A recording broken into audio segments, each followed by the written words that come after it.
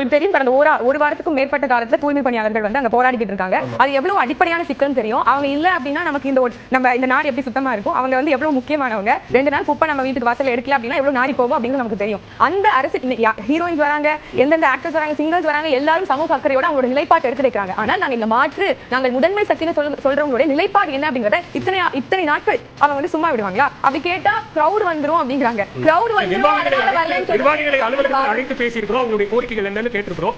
நிகழ்விடத்துக்கு வந்தா அங்க கூட்டம் சேரும், தேவையில்லாத அதான் ஒரு முதிர்ச்சியற்ற ஒரு அரசியல் நிலைப்பாடு அப்படின்னு சொல்றோம். கிரவுட் வந்துரும் அப்படின்னா கடந்த காலத்துல ரோட் ஷோ பண்ணீங்களா, அப்ப கிரவுட் வரலையா? உங்களோட படம் வெளியிடும் போதெல்லாம், உங்களோட படம் வெளிவரும் போதெல்லாம் பாலாபிஷேகம் ஊத்தும் போது ரோட் எல்லாம் ஜாம் ஆகுது, அன்னைக்கு எல்லாம் டிராபிக் ஜாம் ஆகுது. அது வந்து கிரவுட் என்ன சொல்றது, கிரவுட் டிராபிக் ஜாம் இல்லையா? அது இப்படி நாளைக்கு மாநாடு போட போறீங்க மதுரையில, அதுவும் நெடுஞ்சாலையில தான் நடக்க போகுது. அதே மாதிரி கிரவுட் இருக்கும்ல. அப்ப அதே நீங்க வந்து நாளைக்கு வந்து தேர்தலுக்கு வந்து இல்ல கிரவுட் பாவம் ஆயிரும், நான் பரப்புரைக்கு போக மாட்டேன், நான் போய் வந்து பிரச்சாரம் பண்ண மாட்டேன் அப்படின்னு விஜய் அவர்கள் ஒரு போராட்ட களத்துக்கு வரது ஒரு கட்சியினுடைய மாநாடு நடத்துறதுக்கு வித்தியாசம் இருக்குல்ல.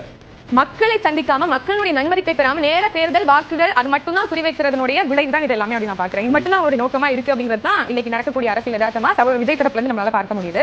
இது வந்து ரொம்ப இது சகோதரர் சொன்னது போல அவங்களை வந்து உற்சாகப்படுத்துவதற்கான வார்த்தை அப்படின்னு நம்ம எடுத்துக்கலாமே தவிர்த்து அவங்க கலை யதார்த்த அரசியலுக்கு இன்னும் வரவில்லை. அவங்க வந்து ரொம்ப சொபிஸ்டிகேட்டடான அரசியல் தான் பண்றாங்க. அவங்க கிட்ட இருக்கக்கூடிய மிதமிஞ்சி அளவில் இருக்கக்கூடிய ஊடக வெளிச்சமா இருந்தாலும் சரி, பண பலமா இருந்தாலும் சரி, அதை வைத்து ஒரு மிகப்பெரிய அரசியல் புரட்சி அவர்களால் செய்ய முடியும். மாறாக அவங்க இவ்வளவு ஒரு இம்மெச்சூர்டான பாலிடிக்ஸ் பண்றது வந்து ஒரு ஆபத்தான ஒரு விஷயம் அப்படிங்கறது தான். அது ஒரு தவறான வழிநடத்தலும் கூட அப்படின்னு நான் நினைக்கிறேன்.